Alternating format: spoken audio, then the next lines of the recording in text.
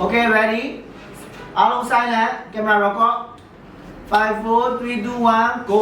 ဒီနေ့မှာတော့ GSC ရဲ့ AI Golden Package Class လေးနဲ့မိတ်ဆက်ပေးသွားမှာဖြစ်ပါတယ် GSC ရဲ့ AI Golden Package Class မှာဆိုရင် level 10ဘာလို့လဲ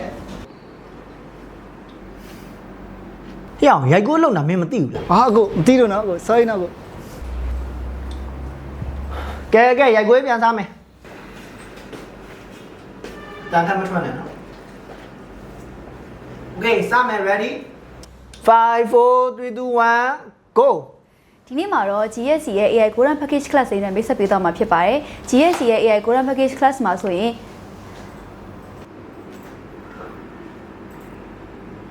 မင်းမျိုးပါလို့ ဘယ်လိုစားထီးပါလဲ မင်းအိမ်သားမနေနဲ့လွတ်ကင်းကင်းနေဟုတ်နော်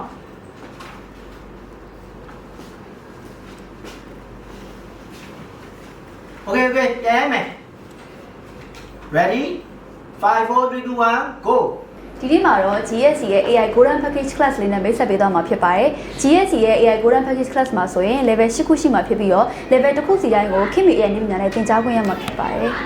သူဖုန်းလဲကြောက်မင်းဖုန်းမဟုတ်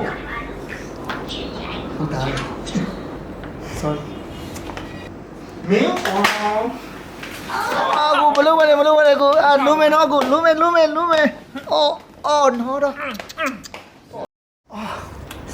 အော်ရှောင်းကိုင်းနေလို့ကွာ ကဲရိုက်ခွဲပြန်စမယ်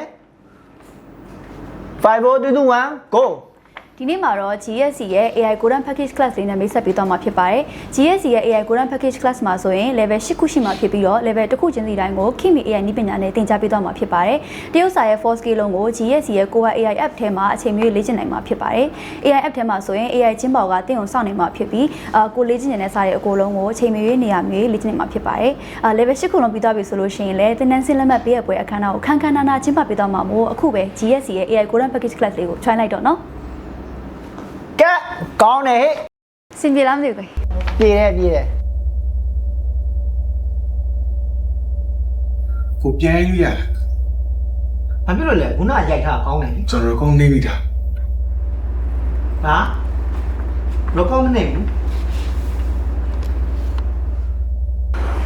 ใช่ไหมတော့ဒီကုန်းတော့